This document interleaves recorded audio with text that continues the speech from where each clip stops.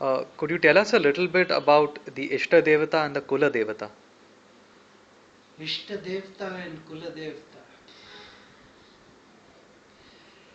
See, socially we are a very constricted and very tyrannical society and people. But in terms of religion, we have complete freedom. Freedom to the point of abandon.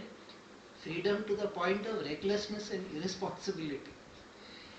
Nobody is under any obligation to worship as his family member or his members of his caste or community or office or larger society. Everybody is free to worship in every,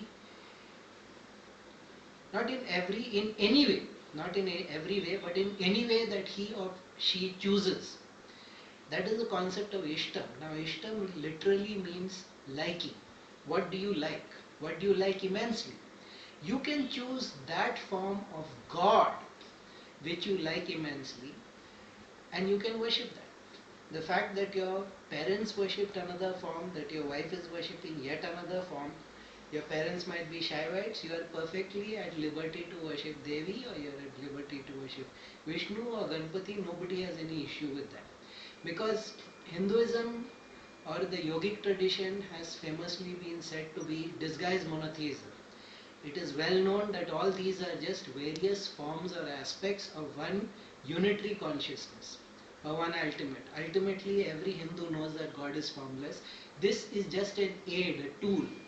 It is just something that helps focus and concentration.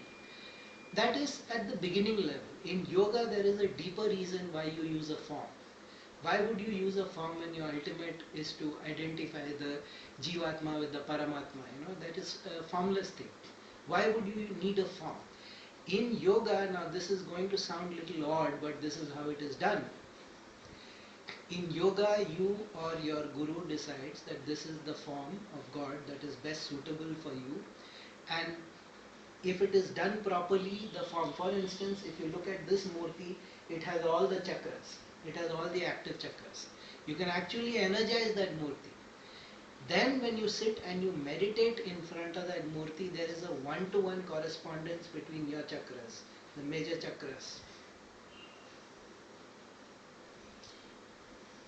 There's a one-to-one correspondence.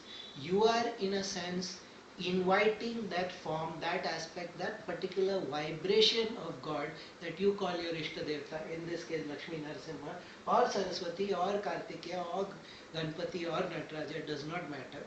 You are inviting that vibration of consciousness to enter within you or to take charge of you and to work out your karmic potential in a manner so that the negative aspect of karma or the karma that has come to fruition, the negative aspect of karma that is called durita, so that the durita is minimized and the karma phala, the good fruits of karma, are maximized. It is a process that might take many years. When that happens, at the end of it, when the process has worked through, the negatives have been rubbed out, the positives have been enhanced, at that time you can drop the worship of the form. Most people do not drop the worship of the form because there is a pleasantness, there is an aspect of love within it that they do not wish to give up. Though they know that in the end this is not the truth, God is formless, nevertheless that one-to-one relationship, because the desire for love is very intense. Most swamis and people like that, or most people who are renunciates, have given up interpersonal relationships. But they still maintain this relationship, and since it is a relationship with a superior, an immensely, vastly superior consciousness, it does not give the pains and problems and pitfalls of a relationship with another human being. Not that relationship with another human being is contraindicated in the Hindu culture, that is a different ball game altogether. We are talking about what does one get by worshipping. Now, a murti is not an icon and it is certainly not an idol. It is a murti. A murti has certain very specific parameters to it. It has to be constructed in a certain manner with certain materials. It has to be energized in a particular manner. Then and then alone the worship of the murti, the ishtam, the emotional flow. That is the technology side of it. Now, if you are one of those people who have no time and no patience and you're just overflowing with bhakti, you're just determined to conquer the kingdom of God with your emotional volatility, that also works. But very often those people then do not come back with any realization that can be transmitted. Whereas if you do it in the proper way, the realization can be transmitted. If you do it purely by driving yourself by emotion, it becomes a one-off. It is something that you learned and people try to imitate you, and it comes usually to not very fruitful ends. Whereas if you have a technology to do it, and yoga is fundamentally a technology driven, there are certain things that you do, there are certain techniques that you do to derive certain results.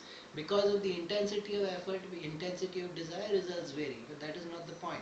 The point is these things have been well tried out and they do. Now Kula Devta is quite another thing. Kula Devta is usually a sort of vibration or a band of energy that belongs to the Kula, and the Kula did not mean the immediate nuclear family. In most cases in India, up to about 75 years back, we used to live in these large extended families. And the Kula Devta was the deity or the god or the divine power or the local area guardian who was responsible for the entire. So he used to be the protector of the village or the city or the area. People living in a particular area have an attachment to that particular kind of god that is famous. The area becomes famous because of that god, so everybody feels that kind of attachment. Now it is perfectly alright to have a Kula Devta and to still have an Ishta Devta. Certain people get into all kinds of confusions about this matter, that my Kula Devta is such but I don't feel. How? It is not your karma. You have lived your certain life because of very complicated karma. You have been born in a family, but your entire samaskara is pushing you, and your vasana is pushing you in one particular direction to try and force yourself to do something that you do not like. You're just going to have resentment against that.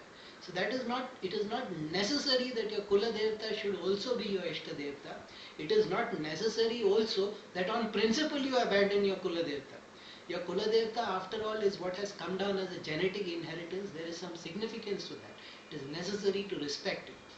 But please understand, in the end, whatever Devta that you are worshipping, even the Devtas have to come down, take human form, then only enlightenment is possible. The greatness of Indian culture is not that we are groveling before God, but that even God has to become human. The human is the center of the universe. The human is the way that consciousness develops itself, realizes itself, achieves enlightenment.